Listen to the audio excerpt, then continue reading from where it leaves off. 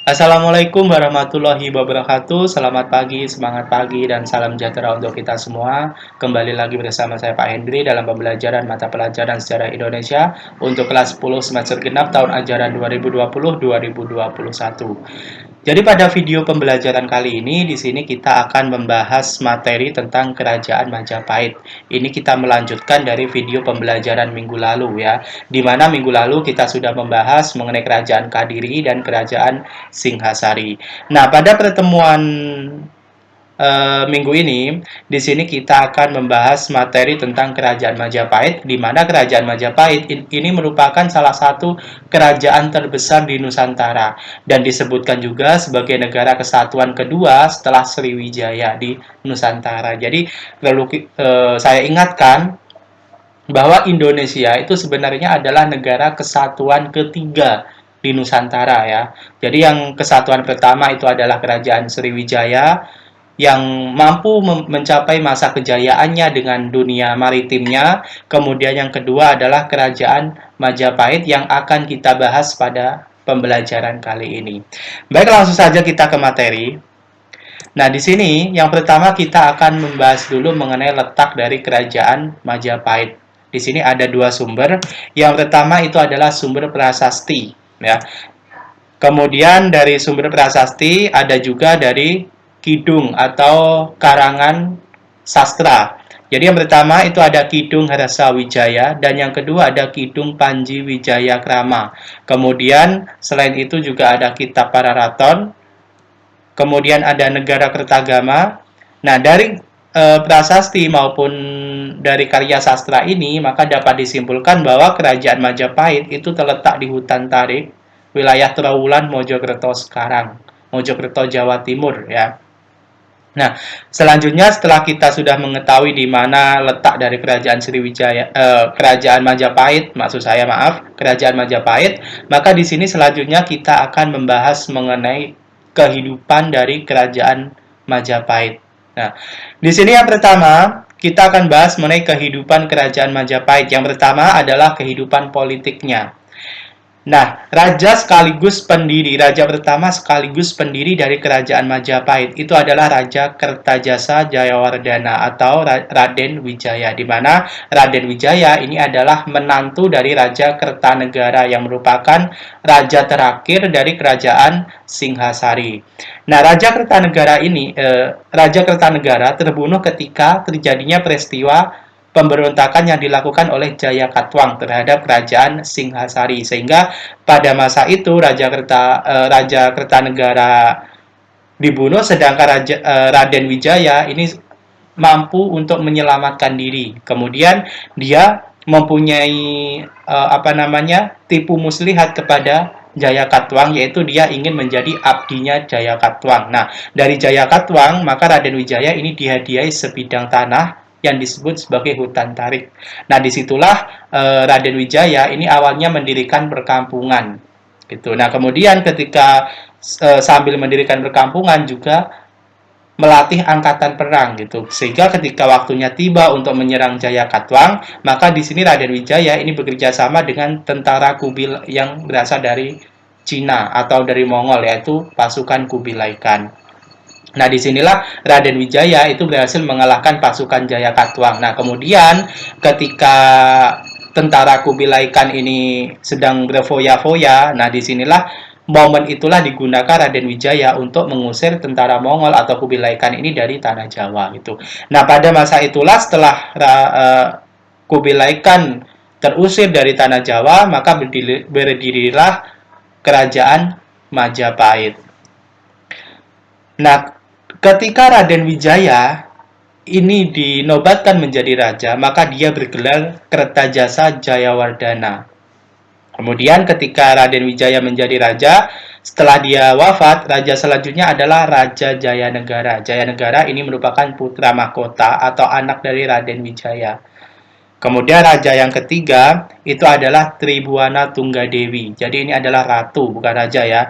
Tribuana Tunggadewi ini merupakan adik perempuan dari Raja Jayanegara. Kenapa yang diangkat adik bukan anak dari Raja Jayanegara? Karena di sini Raja Jayanegara itu tidak mempunyai keturunan, sehingga tahta kerajaan itu diberikan kepada adiknya, yaitu Tribuana Tunggadewi. Nah, pada masa pemerintahan Ratu Tribuana Tunggadewi, inilah muncul yang namanya Patih Gajah Mada, yang terkenal dengan sumpah palapanya, yaitu tidak mau untuk bersenang-senang sebelum seluruh Nusantara itu di bawah Panji Majapahit. Itu. Nah, kemudian setelah Tribuana Tunggadewi ini wafat, maka digantikan oleh putranya yang bernama Hayam Wuruk. Nah, pada masa Raja Hayam Wuruk inilah kerajaan Majapahit itu mencapai masa kejayaannya. Puncak kejayaannya itu ketika pada masa Raja Hayam-Wuruk dengan patinya Gajah Mada. Tuh. Tetapi di sini masa kejayaan itu mulai turun ketika Gajah Mada itu wafat. Kemudian setelah Gajah Mada wafat, ternyata tidak ada patih yang secakap seperti patih Gajah Mada. Kemudian disusul dengan wafatnya Hayam Wuruk. Maka di sini eksistensi atau masa keemasan Majapahit itu berangsur-angsur mulai menurun. Kemudian setelah Hayam Wuruk wafat, maka raja selanjutnya di sini adalah Wikramawardhana. Nah, Wikramawardhana ini merupakan menantu dari Raja Hayam Wuruk, ya, di mana pada masa pemerintahan Raja Wikramawardhana ini ada perang saudara, yaitu perang perebutan tahta kerajaan Majapahit gitu. Jadi ada perebutan kekuasaan antara keturunan yang sah dari Majapahit dengan keturunan sah dari Hayam Wuruk, dari permaisurinya, dengan keturunan dari selirnya, selir Hayam Wuruk gitu. Nah, selanjutnya setelah Wikramawardhana wafat, maka raja selanjutnya ini juga dipegang oleh perempuan, yaitu Ratu Suhita. Suhita ini adalah anak dari Wikramawardhana atau cucu dari Hayam Wuruk. Nah, pada masa ini juga itu juga terjadi yang namanya perang saudara atau perang perebutan kekuasaan mahkota Majapahit. Kemudian raja selanjutnya adalah Raja Kertawijaya. Kemudian Raja Sawadhana, Purwawisesa, dan Brawijaya V. Nah, pada masa Brawijaya V itu diperkirakan Islam sudah mulai masuk di wilayah kerajaan Majapahit. Itu dari kehidupan politiknya. Nah, kemudian di kehidupan ekonomi, di sini, jika kerajaan Sriwijaya itu adalah salah satu kerajaan yang bercorak maritim, tapi kerajaan maritim yang mampu jaya atau pada masa keemasan dengan kehidupan maritimnya. Nah, di sini berbeda dengan kerajaan Majapahit. Kerajaan Majapahit itu mengalami masa puncak kejayaannya dengan kehidupan agraris atau pertanian. Nah, kemudian yang kedua itu juga ada perdagangan. Sama juga dengan halnya kerajaan-kerajaan yang lain, perdagangan itu dimulai dari hasil agraris atau hasil pertanian tadi. Kemudian yang ketiga itu adalah pajak. Nah, pajak ini dikenakan kepada pedagang-pedagang luar Majapahit yang berdagang di wilayah kerajaan Majapahit. Maka mereka juga dikenakan pajak. Nah, selain pajak itu juga ada upeti yang diperuntukkan kepada kerajaan-kerajaan di bawah wilayah Majapahit atau di bawah kekuasaan Majapahit. Kemudian yang keempat itu ada denda. Nah, denda ini diberlakukan kepada mereka yang melakukan pelanggaran. Jadi hukum pada masa kerajaan Majapahit ini tidak pandang bulu. Jadi siapapun yang melanggar hukum, maka di situ dia akan dikenakan sanksinya. Salah satu di sini itu berupa denda. Nah, selanjutnya di sini juga ada mata uang. Nah, pada masa Majapahit, kehidupan ekonomi itu tidak hanya agraris, tidak hanya barter, yaitu menukar barang dengan barang, tetapi juga sudah mengenal yang namanya mata uang. Tapi pada masa kerajaan Majapahit, ini mata uangnya adalah mata uang logam yang terbuat dari emas atau dari perak. Tuh. Selanjutnya, kesuburan lahan. Nah, kesuburan lahan karena kerajaan Majapahit itu terletak di aliran Sungai Brantas yang pada waktu itu wilayahnya amat sangat subur sehingga cocok sekali untuk kehidupan agrarisnya. Kemudian yang ketujuh, pelabuhan dagang di Pantura. Jadi, wilayah Majapahit yang meliputi Nusantara di sini juga memanfaatkan pelabuhan yang digunakan sebagai perdagangan. Salah satu yang terkenal di sini adalah pelabuhan di Pantura atau pantai utara Jawa.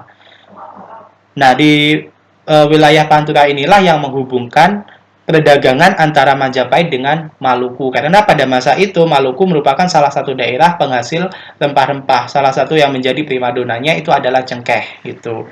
Selanjutnya di kehidupan sosial. Nah, kehidupan sosial di sini aman, damai, tentram dan adil.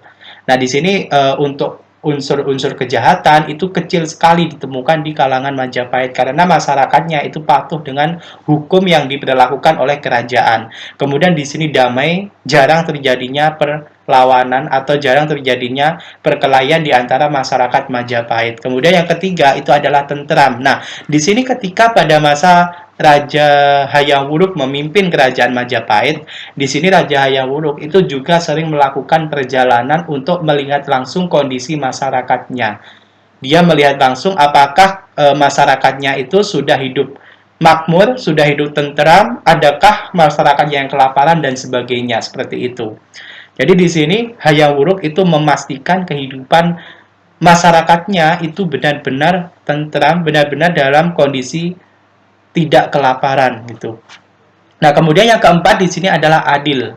Jadi hukum itu tidak pandang bulu. Siapapun yang berbuat kesalahan atau berbuat kejahatan, maka dia akan mendapatkan hukuman sesuai dengan apa yang mereka lakukan gitu. Nah, selanjutnya di sini ada bidang budaya. Nah, bidang budaya pada masa kerajaan Majapahit itu meliputi candi, pembuatan candi, kemudian prasasti, kemudian kesusastraan. Jadi di sini banyak sekali kitab-kitab yang diciptakan pada masa kerajaan Majapahit. Itu ada salah satunya di sini ada Kakawin Negara Kertagama, kemudian ada juga Pararaton.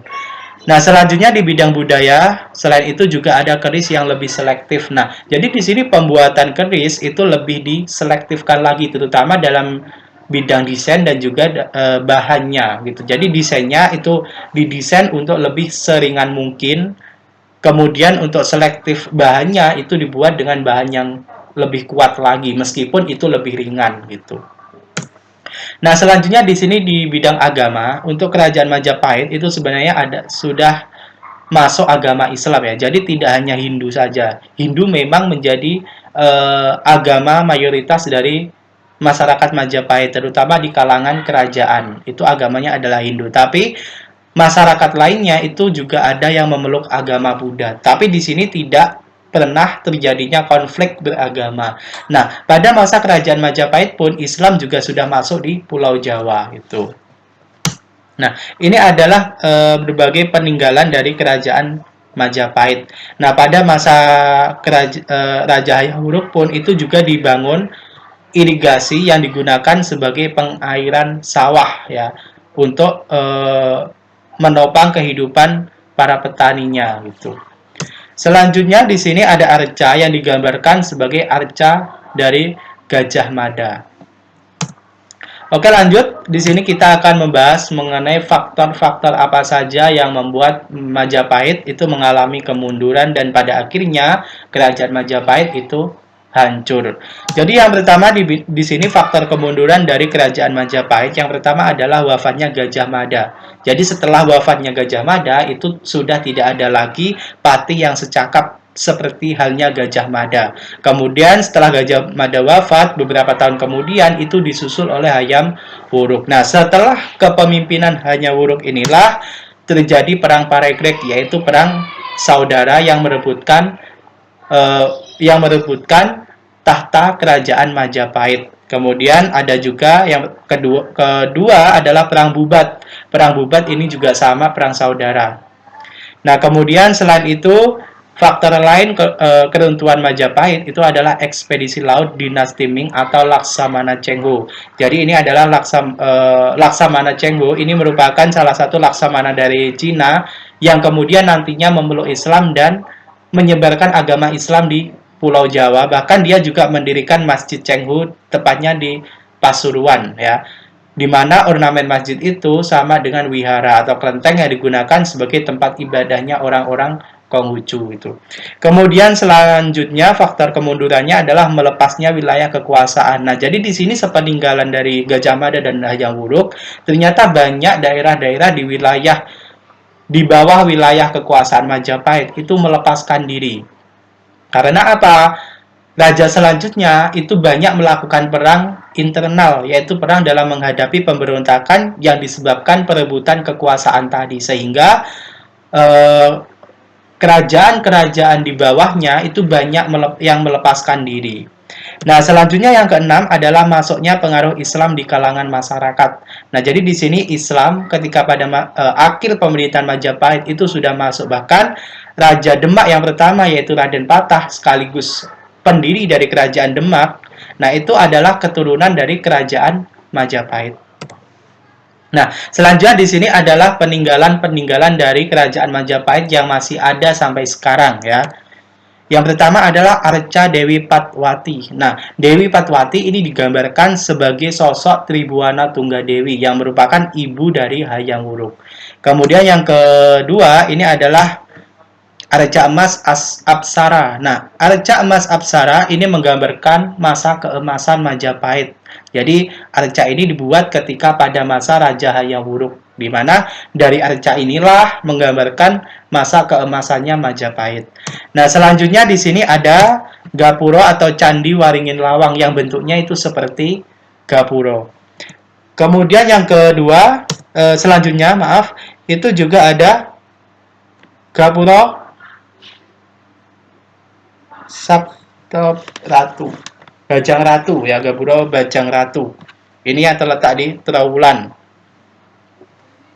Nah, selanjutnya ada Candi Brahu. Kemudian ada Candi Penataran. Nah, Candi Brahu ini digunakan sebagai pemakaman raja. Jadi pemakaman pada masa Hindu itu bukan berarti jenazah dimakamkan, bukan, tetapi digunakan untuk menyimpan abu jenazahnya. Itu biasanya disimpan di candi. Begitupun dengan Candi Penataran. Nah, Candi Penataran ini merupakan saksi bisu dari tiga kerajaan yang ada di Jawa Timur. Itu mulai dari Kerajaan Kadiri, Singasari, dan Majapahit. Jadi, ketiga kerajaan itu mengklaim bahwa Candi Penataran itu adalah peninggalan mereka masing-masing. Tetapi pada faktanya, di beberapa sumber sejarah itu mengatakan bahwa Candi Penataran itu sebenarnya adalah peninggalan dari Kerajaan Kadiri yang diperuntukkan untuk menyembah dewa. Karena anggapan masyarakat Hindu pada waktu itu bahwa dewa itu bersemayam di gunung, dan salah satu gunung yang terkenal di sini ketika meletus dengan dampaknya yang begitu dahsyat itu adalah adalah Gunung Kelut ya. Adalah Gunung Kelut. Nah, di Candi Penataran inilah digunakan sebagai tempat untuk menyembah dewa agar Kelut tidak meletus. Nah, kemudian pada masa kerajaan Singhasari ini juga dilakukan demikian. Nah, kemudian ketika pada masa kerajaan Majapahit itu juga demikian. Nah, Majapahit ini mengklaim bahwa Candi Penataran itu adalah peninggalan dari kerajaan Singhasari. Karena apa? Kerajaan Singhasari itu adalah nenek moyang dari kerajaan Majapahit. Dan dari beberapa sumber sejarah pun itu juga ada yang mengatakan bahwa abu dari pembakaran Gajah Mada itu disimpan di Candi Penataran begitu. Nah, kemudian karena itulah sampai sekarang pun Majapahit itu juga mengklaim bahwa Penataran itu merupakan peninggalan dari nenek moyangnya. Dan fungsinya ketika pada masa Majapahit itu juga sama, untuk menyembah dewa yang bersemayam di gunung. Nah, selanjutnya, di sini ada semacam sketsa tentang raja-raja yang ada di kerajaan Majapahit. Itu yang pertama adalah Raden Wijaya, kemudian Jayawardana, Tribuana Tunggadewi, Hayam Wuruk, Wikramawardhana, Suhita, Kertawijaya, kemudian Raja Sawardana, Purwawisesa, Pandanalas, dan Brawijaya.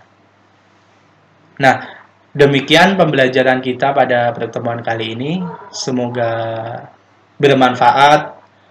Tetap jaga kesehatan, kemudian jangan keluar rumah jika tidak ada kepentingan, ya tetap tinggal di rumah, patuhi protokol kesehatan. Dan sekian pembelajaran kita hari ini, kurang lebihnya mohon maaf. Wassalamualaikum warahmatullahi wabarakatuh.